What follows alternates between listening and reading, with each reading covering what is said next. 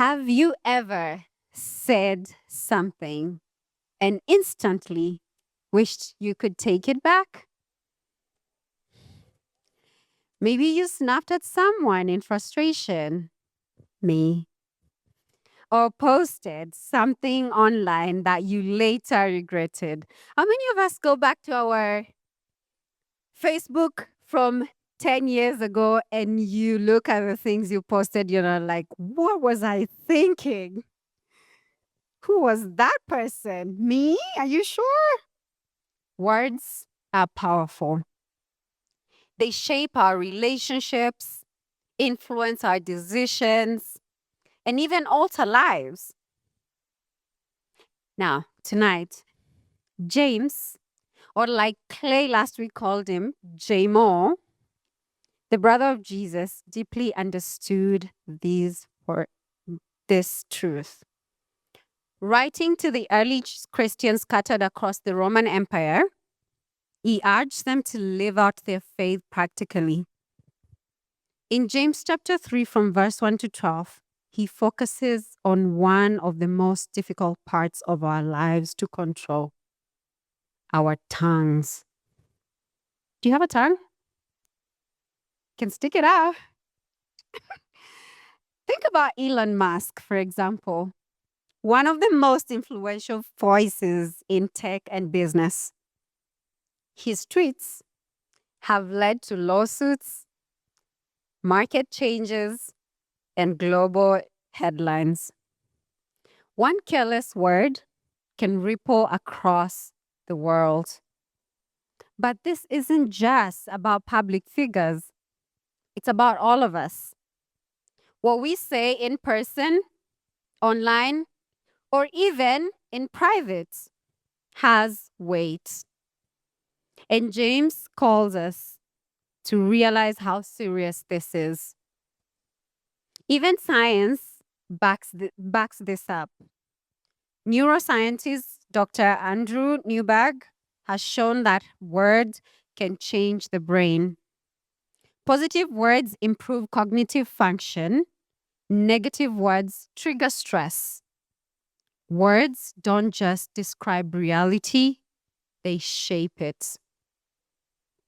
And one of the French theologians in the 1500s, his name was John Calvin, once wrote, "A small portion of the body, the tongue, is sufficient to expose the whole man to disgrace."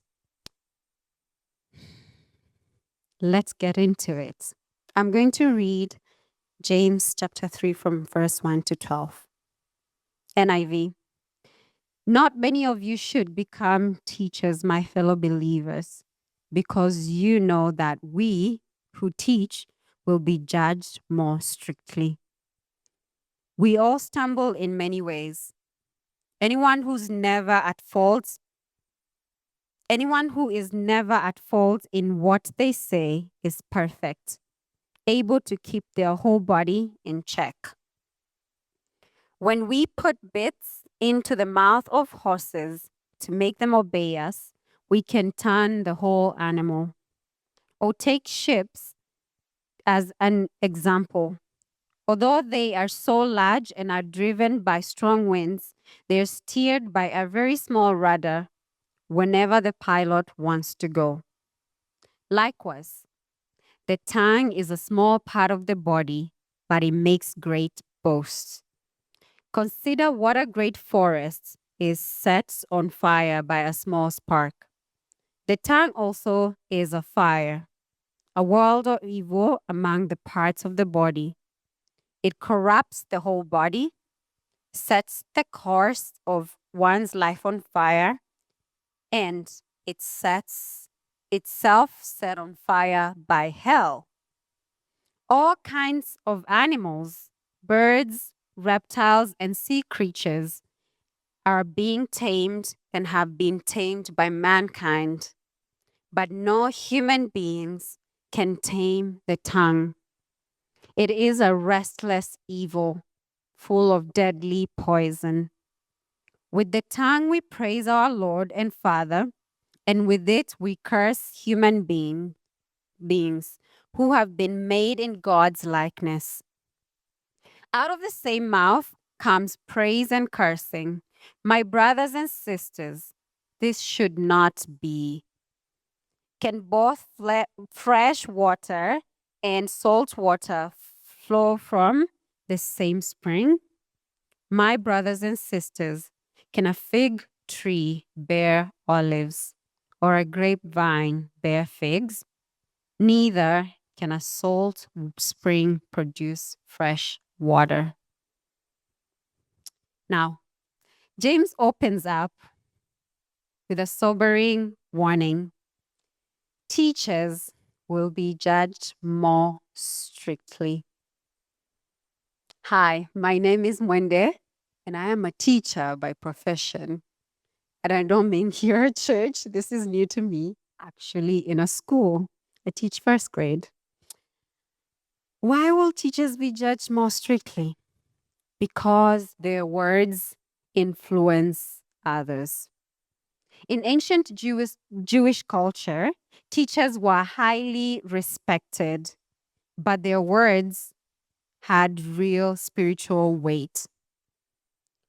What they said would either lead others towards God or mislead them.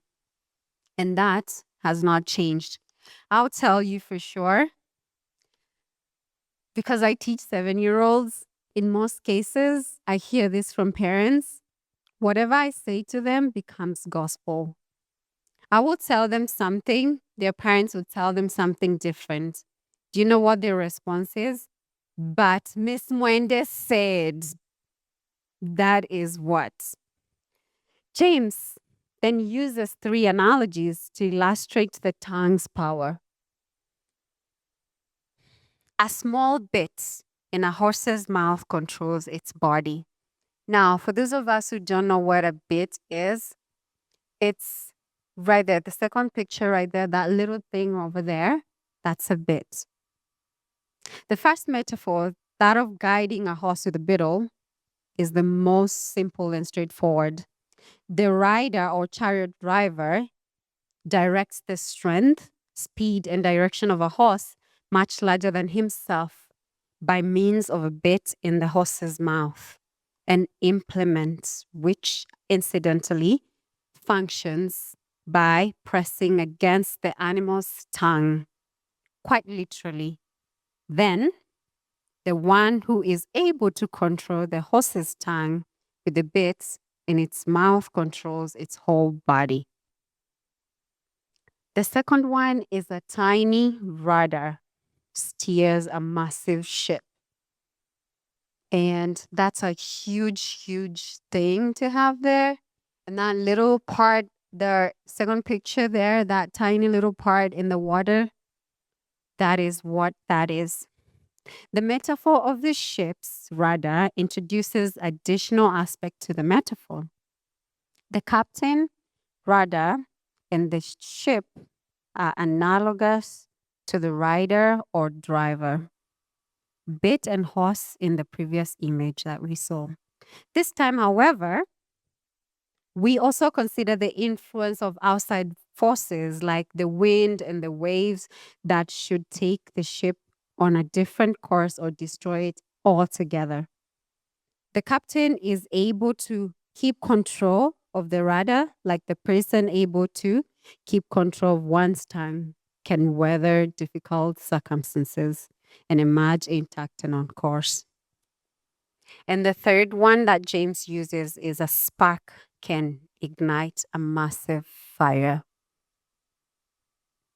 Now, the third metaphor develops in a slightly distinctly different direction than the first two. After all, the bit and the rudder are simply tools. In James's view, however, there is a sense in which the tongue is not simply a tool to be utilized by an agent independent of its possessor. The metaphor of igniting flame, like those of the bit and the rudder, deals with small entities with large effects. Unlike the bit and the rudder, though, the flame is and controls and uncontrollable.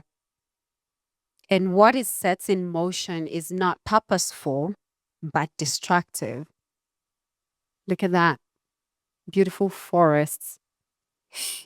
This aspect of danger of uncontrolled speech is of particular importance to James and goes on at some length to describe his disruptive nature, upsetting the entire created order.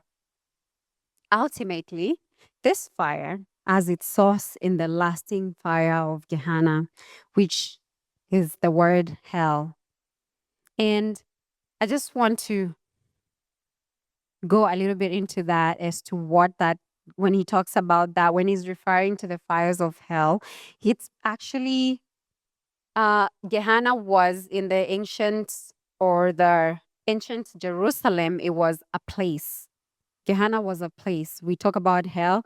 For them, it was a place. It was a real location outside of ancient Jerusalem where all evil, including child sacrifice and people who worshipped other gods, went. And it was basically a symbol of judgment and uncleanness. And when Jesus also refers to it, is actually talking about a symbol of an eternal separation from God. So when James refers to this, he is vividly imaging that trash dump where everything goes to waste, the smell is bad, and actually where the fires of what was going on there was all constantly being fed by the city's refuse because they threw all their trash in there. A Baptist preacher from the 1800s, his name was James Spurgeon, said, "The tongue is a little member, but it boasts great things. It is not only a fire, but it sets on fire the cost of nature, and it is set on fire of hell. It is the world of iniquity in itself." And that's the same thing James is talking about. So I believe this preacher was also really quoting him directly. In the ancient world, oral communication, in the times of James and before that, oral communication was everything. There were no text edits. How many of us send a message right now and we go back to edit it and, resend it, rethink it, or even delete it, right? You could not hit the unsend button the moment you've already said it in those days. Once words were spoken, they spread, whether gossip, whether slander, or false teaching. Entire communities could be built up or torn apart by words. And Saint Augustine from North Africa, he was one of the oldest people I've heard to read their stuff, talks about the tongue and says that the tongue inflicts greater wounds than the sword. Someone can say something to you and you feel it piercing through your heart. Isn't that right? Yeah. Now, what are some of the challenges of taming the tongue? Because James seems to think it's important to tame the tongue, and I agree with him. James doesn't sugarcoat the truth. In verse 8, he talks about how no human being can tame the tongue. It's full of contradictions. We bless God, then we speak harshly to people made in his image. And that is from verse 9 and 10. This isn't just a biblical truth. It's a human struggle. Think of Peter.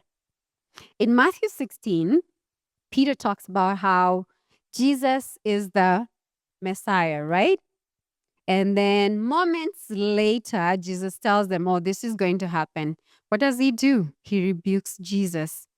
And in Luke 22, he denies even knowing him with the same mouth he used to call him the Messiah. If someone is passionate and close to Jesus as Peter, struggles with words, how much more do we? Psychologist Ethan Cross, in his research on self talk, found that the way we speak to ourselves can either empower us or trap us in cycles of anxiety. Our struggle with words is both external and also deeply internal. And the reason I talk about this, it's because one of the things I like to remind myself is I cannot give what I do not have. And so when I think about words is what do I say to myself? When I'm by myself, when it's just me and Jesus, when I'm processing through the hard things, when I am feeling a certain way because of the things I've done, because of shame and guilt, because of everything else that's happening in our lives, what do you tell yourself? Because you're most likely to say that to somebody else. You cannot give what you do not have. If your words are not full of love to yourself and grace to yourself, then it's very hard to do that for somebody else. And Dietrich Bonhoeffer, in Life Together, this is actually a really good reflection on what it means to live in a Christian community, emphasis on prayer and service and community and guarding the tongue. It's a very good reflection if you can find it online. He says, where Christians live together, the discipline of holding one's tongue in check emerges as an essential part of our spiritual life. Then, out with that in mind, how then do we do this? How does this apply to us today?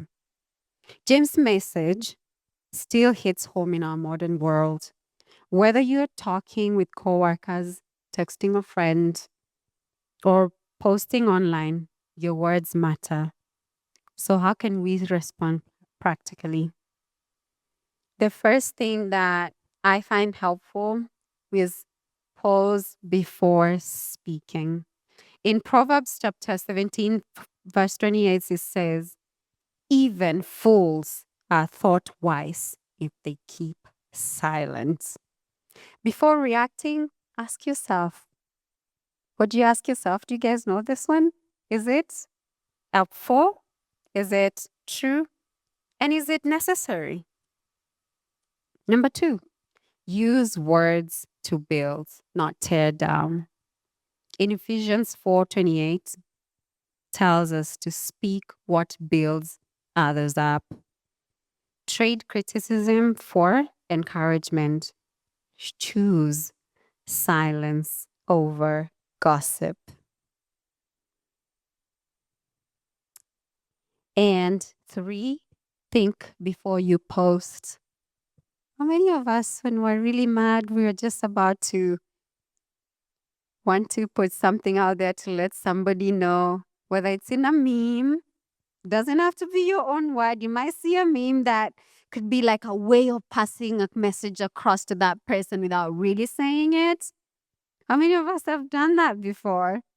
And you think it was funny and you think it was communicated clearly. And it's not just to even the friends. I very much get shocked by the things we post about our government, about our leaders. And I know there are things they do that are really hurtful and not necessarily the way of Jesus. But then what are we saying about them? Because at the end of the day, they're still our leaders. And Jesus calls us to space of honoring people and authority and respecting others. What are you posting about the president, guys? I don't know. So we instantly share opinions and frustrations without thinking. But just because we can say something, it doesn't mean you should, right? Just because you can post, it's your account, doesn't mean you should. Surround yourself with life givers. Proverbs chapter 13, verse 20 reminds us to walk with the wise and become wise. The people will listen to shape how we speak. And I've seen this in my own life. You will find myself nowadays using some words that sometimes a few years ago I wouldn't have been using them because I've been hanging out with Karen. I'm not saying they're bad words. I'm just saying I'm learning a lot of Sheng words that I didn't know before because they use a lot of that. It just tells me there's some Swahili words that I could never have used before in a sentence. Now I use them because I hang out with Karen. She's an influence to me and a wise woman. And as I was preparing for this, I was having a conversation with a friend, and he reminded me of Luke chapter 6, verse 45, where it says, "Let your words give life to others." And the idea of the things we say can either make or destroy others and ourselves. Practice silence and reflection with Jesus. This is a space that I find so helpful every morning. As a teacher, there's a lot that goes on in my day. I'll give an example of this week. I I was out of school for a couple of days, 3 days, and then there was a public holiday. So last week I only went to work just one day. So my kids had not seen me from Friday evening, afternoon until Monday morning. That's a lot of time to be away from 7-year-olds. And so when I got back to school, first of all, they were very excited to see me. They had made me cards as if I'd been gone for too long.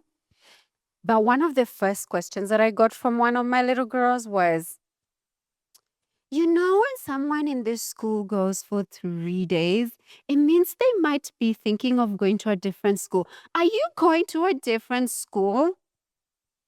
Do you think those words were from a 7-year-old? I wonder. But also, I got lots and lots of stories about what the week was. One of them was like, yeah, the spring break was so long, Miss Mwende, that we had to wait for a million hours to just perform a song for 2 minutes.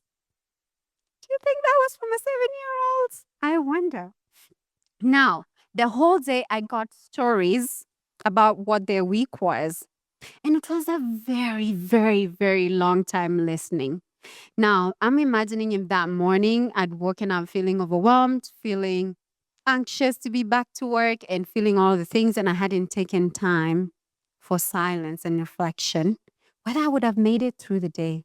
Because by 2 p.m., I was actually feeling it like, man, there's a lot I'm being told, and I don't know if I can process all the information. And maybe in the moment of frustration and feeling tired, who knows? I could have maybe said something that was not right to a kid. But I think one of the things that carried me through that day was having had time in the morning to sit quietly and to have time for reflection with Jesus. Even though my kids are really, really sweet, one of them at 2 was like, I'm not going to talk for the rest of the afternoon. And 2 minutes later, he was talking. But that's my life as a teacher. Dallas Willard says the single most powerful thing to do is speak. That's how you get things done. That is how God gets things done. He speaks. And A.W. Tozer adds in and says, words are sacred. They have power. Words are more than tools for communication. They are containers of power. We must handle them carefully. So whatever words, anything that you want to say, think about the influence, the impact, the power your words carry. Billy Graham talks about how the tongue is the thermometer. I like this one a lot. It gives the temperature of the heart. If you're shouting, if you're screaming at someone, If you are calmly talking to them, we're able to tell what is in here. And also, I think that is Luke chapter 6, 45. But it's also a thermostat. It sets the tone of our lives and relationships. You can destroy a relationship with 3 single words. You can build a relationship with 3 single words. And the ones that come to mind that I would say would destroy a relationship is I hate you. Those are 3 single words. But you can also tell somebody, I love you. And if they're not runners like me, they might stay. Now, let's look at James chapter 3 from verse 10 to 12. Out of the same mouth comes praise and cursing. James is not merely pointing out inconsistency, he is calling us to integrity of heart. A spring does not produce both fresh and salty or bitter water, or fig bear olives. Likewise, a life or tongue surrendered to Christ cannot produce both blessing and bitterness without deep spiritual dissonance. A people of faith like us, our words should reflect the character of Christ, who never spoke carelessly, never tore down, never used his tongue to curse or to belittle. His words brought life. Jesus' word brought healing and truth and hope. To follow him is to grow in the likeness of his speech. And I love that a renewal. We want to know Jesus. We want to grow like him and do what he did. To follow him is to grow in his likeness of his speech. We live in a world that teaches us to speak out our minds without filters. Ask me. I don't filter anything.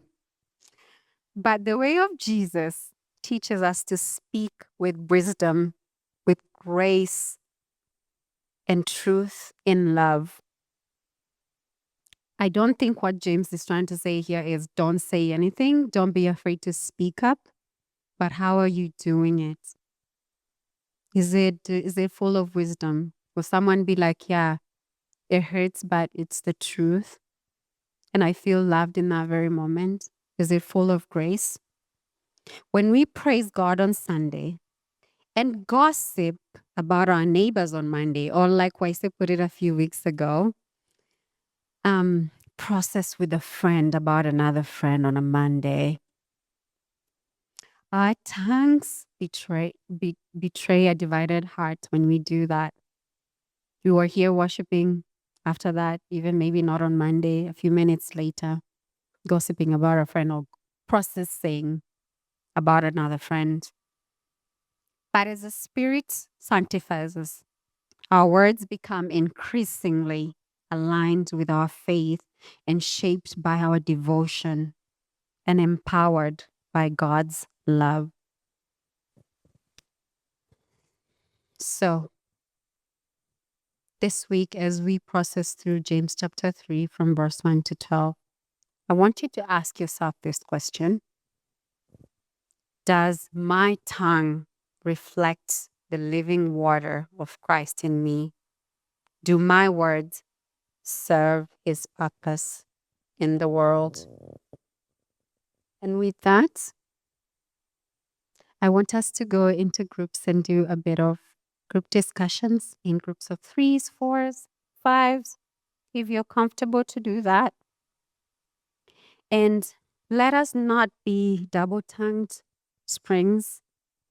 Be consistent streams of mercy and blessing, devoted to Christ in every word we speak.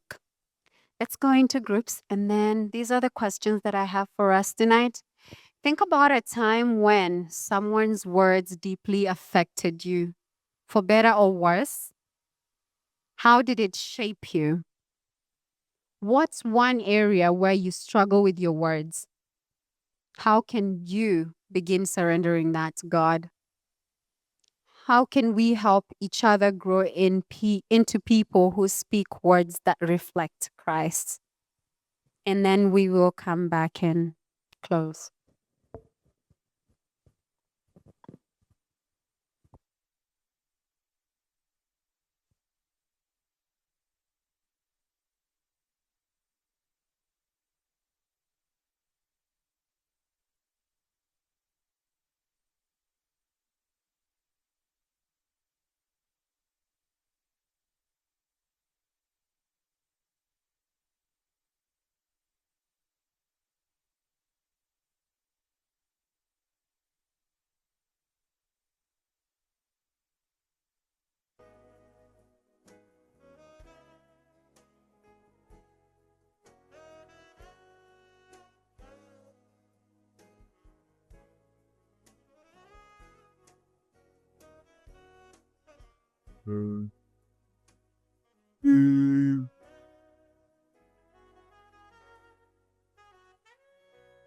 Um, as I was preparing for this, I was really prayerfully thinking about words.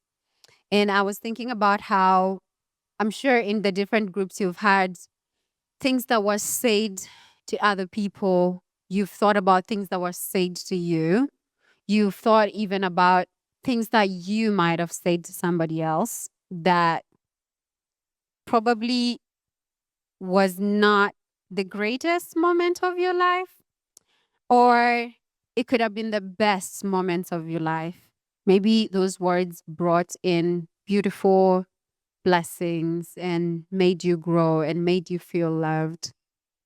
In all of it, words are words. Now, I want us to take a moment to pray together, and then I will invite the worship team to finish us up. But I'm going to take a few minutes to pray with all of us. Thank you guys for coming. Worship team. Um, I want us to pause and invite God into this space of reflection. Maybe someone spoke words over you that still echo, words that hurt you or discourage you. Maybe you're remembering something that you said that caused pain, accidentally or not.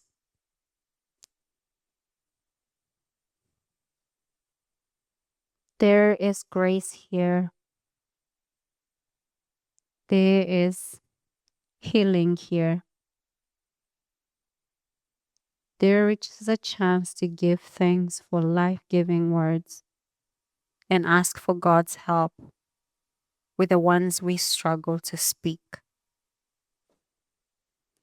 Um, as we reflect through that, you're welcome to find somebody to pray with you. But I also would invite us, if you just want to sit, if you want to stand, if you want to kneel, whatever helps you, be honest with God. People to pray with you are available. We have Mike, we have Waise, and a few other people around. If you would want someone to pray with you. But you can also simply just sit with Jesus. Let's take our time. There's no rush.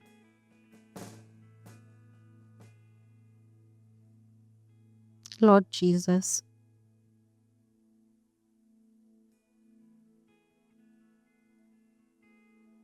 thank you for calling us into a space of stillness.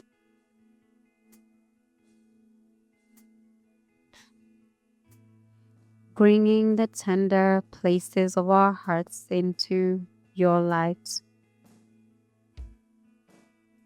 For the words spoken over us that wounded bring healing.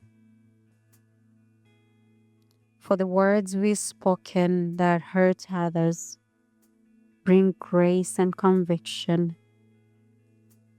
For every tongue struggling to speak in love, patience, or truth bring transformation. Make this a sacred place. Loosen what needs loosening. Soften what needs softening. Let your spirit minister deeply now.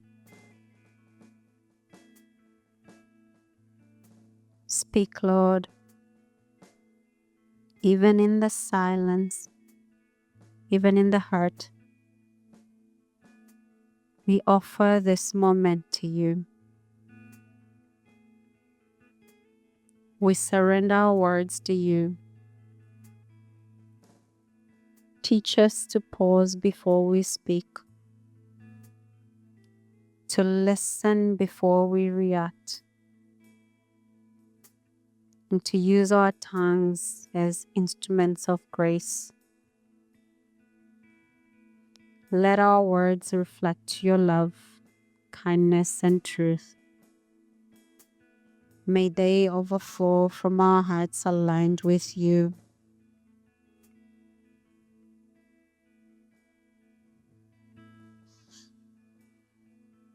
As the worship sings, I invite us to take a moment to sit with those conversations we've had in those groups, or even the ones unspoken, the ones that only you and Jesus wants to deal with.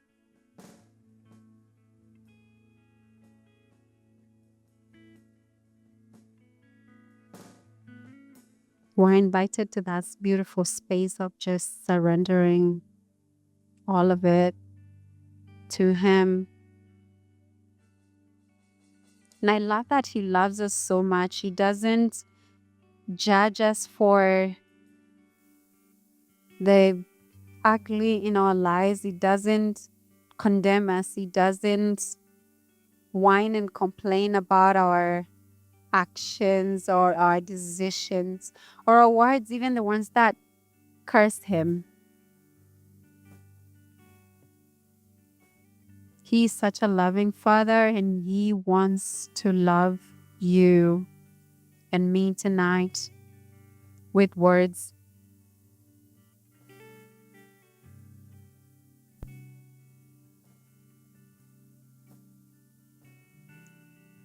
Let's enjoy this moment together with Jesus.